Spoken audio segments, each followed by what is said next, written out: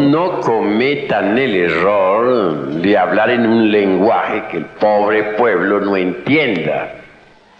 Si tienen ganas de hablar asuntos esotéricos elevados, que lo hagan en el círculo esotérico, que lo hagan en tercera cámara o en segunda, pero no ante el pueblo. Creo que el pueblo merece alguna consideración. Al pueblo se le debe hablar sin términos técnicos de ninguna especie, porque el pueblo no entiende tales términos. Se le debe hablar en un lenguaje muy simple, muy sencillo, al alcance de todos. Nunca se debe usar la tribuna para herir a alguien con la palabra. Jamás se debe tratar de ironizar o satirizar en alguna forma al auditorio, al pueblo, a los fieles. La palabra debe salir del corazón, no de los distintos agregados psíquicos que llevamos dentro. Con profundo dolor me doy cuenta que cuando alguien habla, la palabra sale desgraciadamente, no de las profundidades del ser, sino de entre el fondo de cualquier agregado psíquico inhumano. Si la palabra brotara exclusivamente de la esencia, no habría nada que objetar, sería pura, perfecta. Pero las gentes tienen los agregados psíquicos muy desarrollados. Así es que muchos sacerdotes gnósticos o directores de santuarios en general, cuando se dirigen a la Grey, lo hacen casi siempre con el propósito secreto de lanzar alguna ironía contra alguien, de humillar a alguien, de insultar a alguien, etc. Es decir, no nace la palabra de la esencia pura, no brota del ser, surge de entre cada botella, deviene de entre el fondo de algún yo, y por ello no es espontánea, no es pura, no produce un efecto creador. Por lo común, la palabra que los sacerdotes gnósticos pronuncian tiene origen entre las entrañas de tal o cual agregado psíquico, ya sea este de envidia, ya sea de ira, ya sea de amor propio, ya sea de orgullo, de egoísmo, de autosuficiencia, de autoimportancia, de engreimiento, de ambición, etc. Mas nunca con dolor veo que surja la palabra espontánea, brotada de entre las entrañas del ser, y esto es lamentable. Cuando la palabra surge de entre las profundidades del ser, está llena de plenitud y de belleza interior. Mas cuando la palabra surge de entre las entrañas de tal o cual agregado psíquico, está condicionada por el mismo, no tiene elasticidad, no tiene ductibilidad, no goza de plenitud, no es íntegra y produce en el ambiente discordias, problemas de toda especie. Los devotos concurren al rito, concurren al lumicial para recibir un bálsamo de consuelo en su adolorido corazón. Mas si se le da a los devotos en vez de miel, hiel, ¿qué alivio podrían tener? ¿Cómo haríamos para que progresara el movimiento gnóstico cristiano universal? Si proseguimos con esa conducta, esa tendencia que tienen unos y otros hermanos a reaccionar, me parece horripilante, absurda. No son dueños de sus propios procesos psicológicos. Si se les puya, reaccionan. Siempre reaccionan ante todo.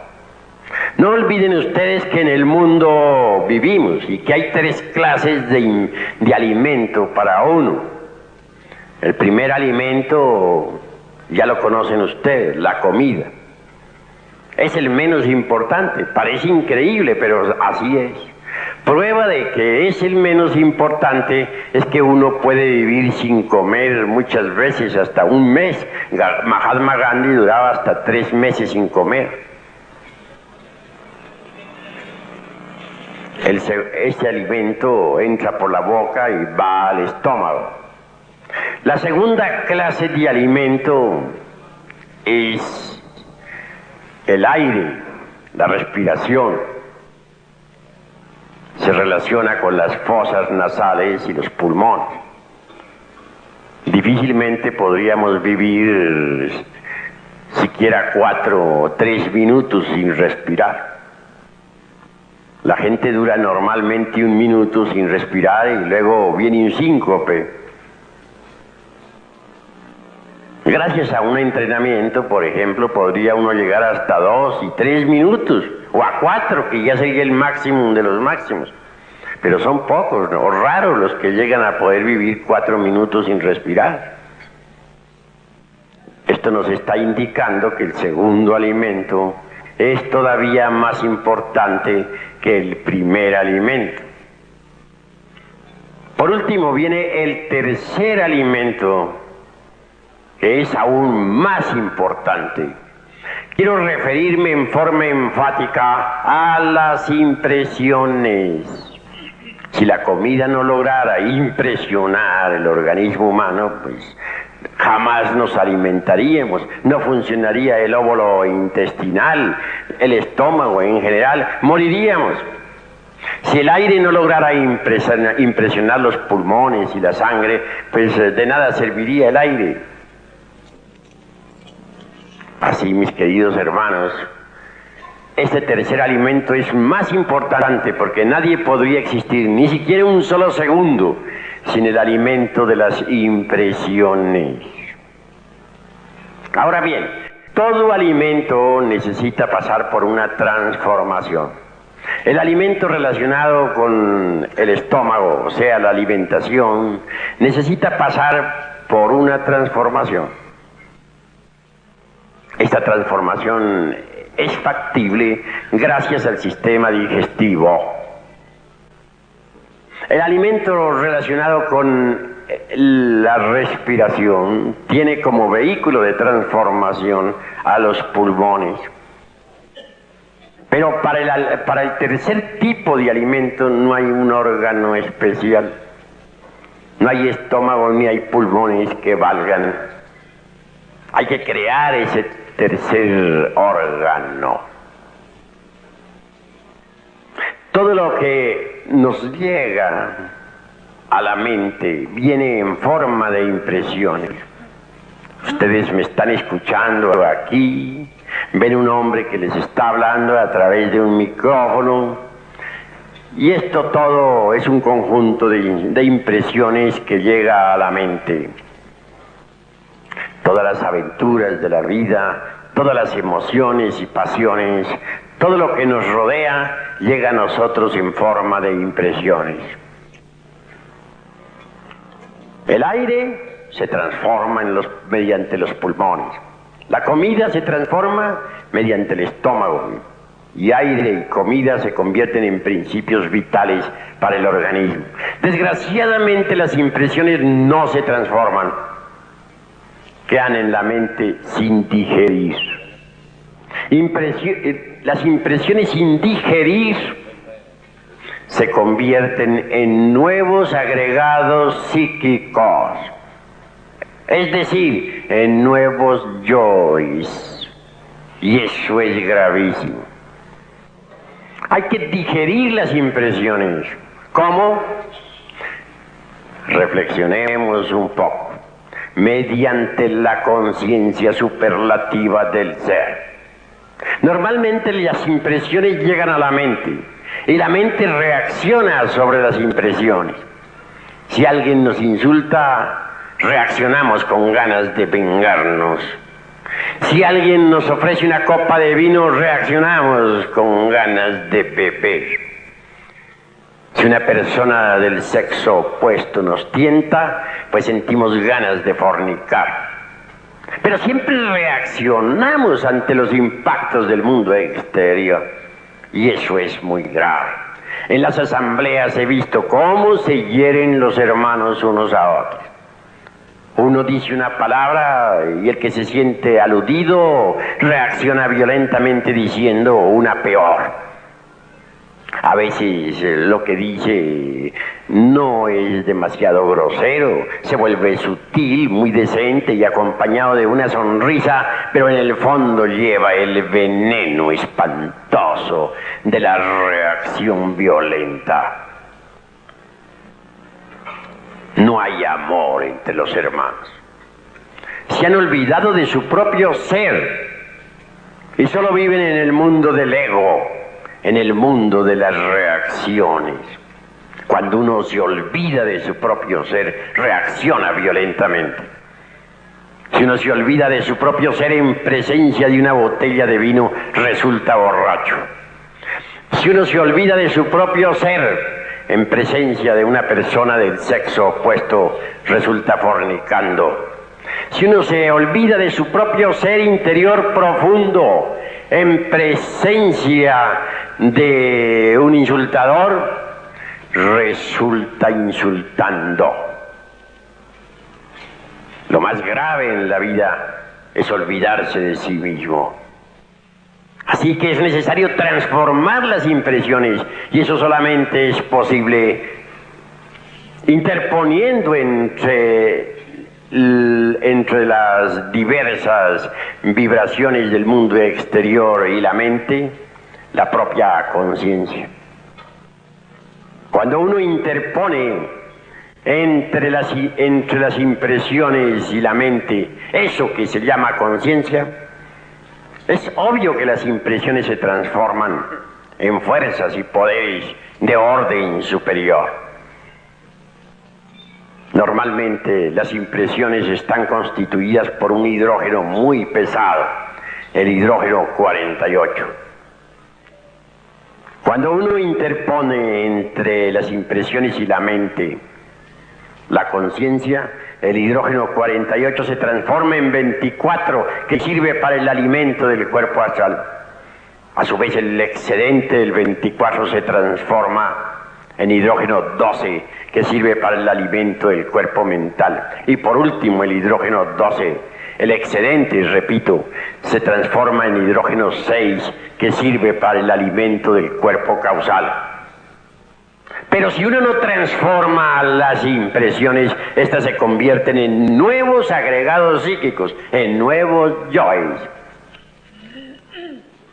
Así que debemos transformar las impresiones mediante la conciencia. Es muy fácil interponer la conciencia entre la mente y las impresiones, entre las impresiones y la mente. Para recibir las impresiones con la conciencia y no con la mente, solo se necesita no olvidarnos de sí mismos en un instante dado.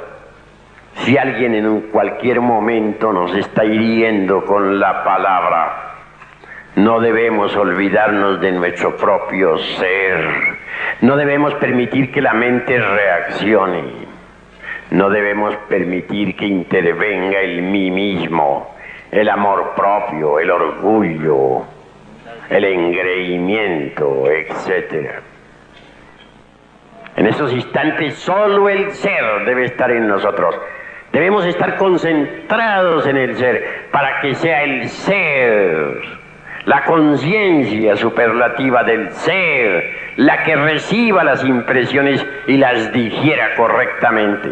Así se evitan esas horripilantes reacciones que todos unos y otros tienen ante los impactos procedentes del mundo exterior. Así se transforman completamente las impresiones y transformadas esas impresiones en fuerzas superiores nos desarrollan maravillosamente. Amigos, repito, que los sacerdotes no vuelvan a cometer el error de reaccionar violentamente contra el prójimo. Que los directores, que los misioneros cancelen de una vez esa horripilante tendencia que tienen a reaccionar. Si alguien dice algo, que lo diga, pero ¿por qué tiene que reaccionar su vecino? Cada cual es libre de decir lo que quiera. En cuanto a mí atañe, afirmo lo que tengo que afirmar. Y si alguien me refuta, si dice lo contrario en una plática dada sobre algún problema que tenemos, me limito a guardar silencio. Ya dije y eso es todo.